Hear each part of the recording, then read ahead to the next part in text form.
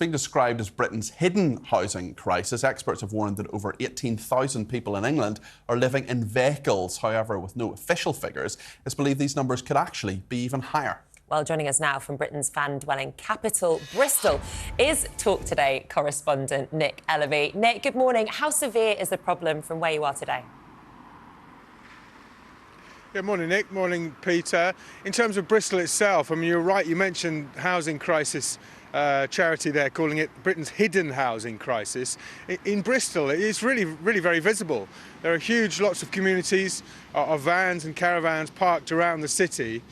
Here in the Downs, which is a big park on the northern edge of the city, behind me here, one road called Savile Road, which has probably got about 25 to 30 caravans, and then a couple of extra vehicles that have parked up overnight. But they've been here, permanently, certainly for the last few weeks and months.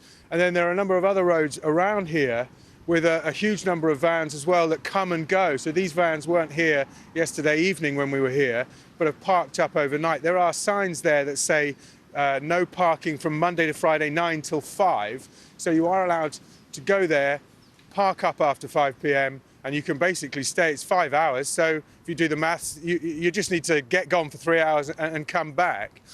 And in terms of who these people are and how many of them are, well, Bristol says there's been a fourfold increase, at least, in the numbers of people living in vehicles. 150 before the pandemic.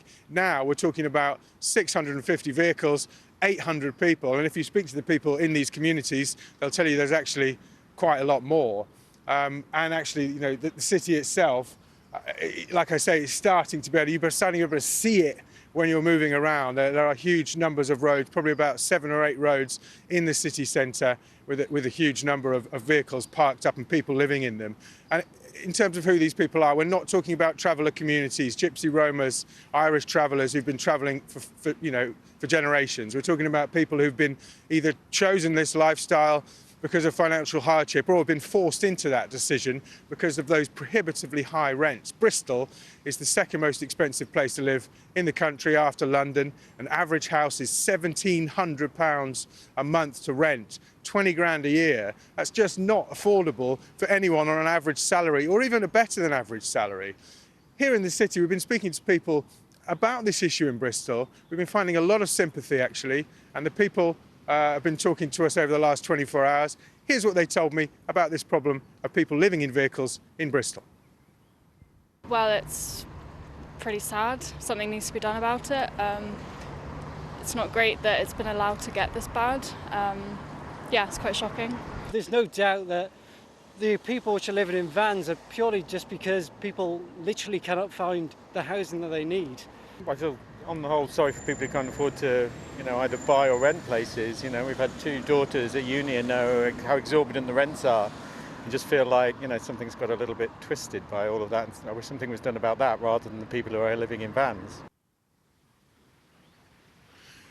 There have been a few complaints about certain groups of people who have been living in their lifestyle of living on the street in Bristol in terms of noise pollution and also litter, so kind of leaving litter in the street. But it is up to the people who live in these vehicles to look after themselves. There are huge numbers of websites now and YouTube channels for people who live this way, and actually a lot of advice given on how to move around without being seen, how to not upset the locals, things like that. People around this park, I mean, there are houses worth £1 million around this park. Bristol City Council has had a number of complaints from residents about some of these problems, but has also released a recent report. And Bristol Council now planning to increase the use of some meanwhile sites and also find a solution, because most of these people are Bristolians. They're not coming in from outside, they're Bristolians.